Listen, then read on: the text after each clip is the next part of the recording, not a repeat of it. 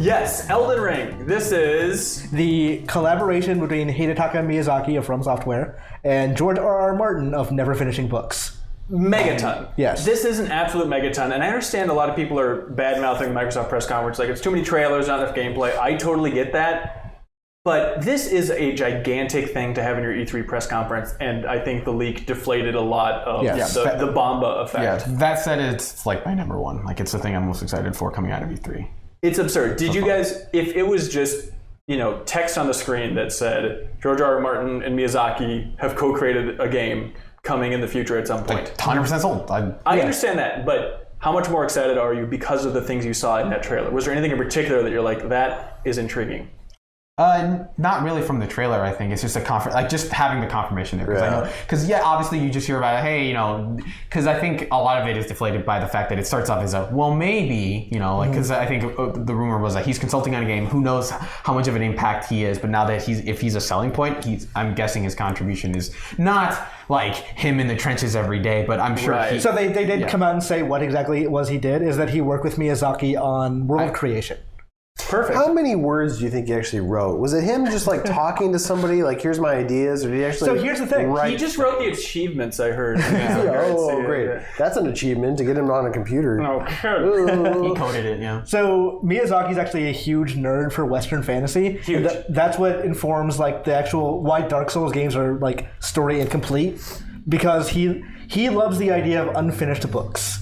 Because it means you have to fill in the rest yourself, which means he loves Martin. Well, specifically, I think the way, maybe it's been translated a couple different times, but he loves the idea of reading English fantasy books because it leaves more to the imagination. Because it's like, okay, it's not in Japanese, I have to piece a lot of things together and kind of build this world in my head. Oh, interesting. So any world that leaves a lot to the imagination, I think, is what he's into. Yeah. So I'm betting whenever he has Martin's ear, he probably got a lot of things from him. So they're just both constantly like, dude, yes. No, I also don't like writing incomplete stories. For sure. On the Dark Souls 3 cover story trip, we got to take a tour of Miyazaki's office, which is very exciting, and it was a lot of board games. Food. Yes.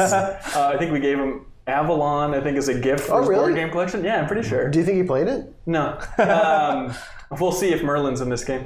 But then also, in that he also had like a shelf, right, where it was just like, hey, here is the D&D monster compendium, here's like some Lord of the Rings stuff. It just like overall confirmed from the two times I've gotten it from software what a huge just Western fantasy nerd is from Miyazaki. Like above all else, he's just a huge dork for this stuff. So I'm sure I'd love to see that guy geek out with George R.R. Martin. The thing for me is that even if George R.R. Martin wasn't involved, I'd be okay. They're not making another Dark Souls. They are continuing to do what they've done, which is always try to take ideas and try to always split off from their own direction. Like every time they make a new world, they knock it out of the park. Right. Huh. Yeah, and it's also amazing that Namco is funding this thing and publishing it, and at the same time wasn't like, slap the Dark Souls name on it, you idiots, right? That they have the confidence from software now. I've heard that that argument was had.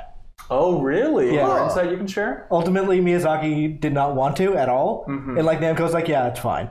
But there was a point when Dark Souls 3 came out when he was saying, this is done, we're never doing any more Dark Souls again. Right. And kind of backed off about it. It was like, we're not doing any more, like, it's not a Dark Souls 4. Maybe there's other things in Dark Souls universe. This is when that argument was happening. Do you think they talked about calling it Elden Souls, like even just that, honestly, or like Dark Elden, like there's a way they could have kind of split that difference. But I mean, I think that goes to show the chutzpah that Miyazaki has at this point, right? Like no one can stop that dude. He's president of From. If he doesn't like it, he just pulls the stuff. And I hope that the fact that they are calling it something else speaks to how different it's going to be from other From games. And now we can connect all those rumors from before E3. Yeah. So like horses. There's horses, and it's about raiding other camps in the north and killing kings, right? And kind of like a Scandinavian like you take their powers or whatever when you kill a king. Which, in the trailer, let's focus on this too. Like the character was attaching an arm. Yeah. So it's two From Software games back to back with a detachable arm. I'm not a From Software guy, but that visual of that character with like a bigger arm, like something about that visual looked really striking to me, and I was like, I like big arms, I think. What do you think about that visual then of just all the arms around and there's kind of like that one detached arm on the top? Like that was another striking thing. Yeah. Even the logo I think is striking. Just everything about it. There was like a From Software leak. I think like one of their character modelers was like showing off his portfolio of like a game he was working on, which I'm guessing now is Elden Ring. Okay. Of like a giant mermaid or something, like a monstrous mermaid.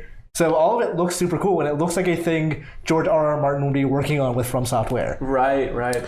With all the stuff that happened after Sekiro, that kind of like, I don't know if you call it backlash or whatever over difficulty, Wow. do you think the pendulum will swing at all? Because people are saying that was like the hardest game they've ever put out. Do you think this one will be easier? So this one, they made a point after Microsoft conference to say this is the most RPG-like we've ever made a game, which I assume means that you can just power level the hell out of it. Great. This sounds wonderful. Yeah. Okay. Speaking of swinging the pendulum, I was at the Microsoft press conference, and there's like when that trailer started and it was just dark, and there's the hammering, basically the end game credit sound, right? Yeah. Of just bang, bang. There was a spotlight on somebody in the front. I'm like, what is this stage presentation? And there's this guy doing like the full bang. And I was like, is he banging on a drum? Is he like stage? hammering this? Like right in front of the stage, yeah. And I was like, what a weird immersive thing. I was like, it's not Miyazaki. Is that George R. R. Martin? No, it's not George R. R. Martin. Like, who is this representative that's like acting this out? Then I realized it was the sign language interpreter. And, like, that's apparently sign language for a hammering. Is them just making that. I thought you were going to motion. end that story with, and then he was escorted by security out of there. Then he went to Bethesda's conference and got really excited there. Yeah, exactly. It's the woohoo guy.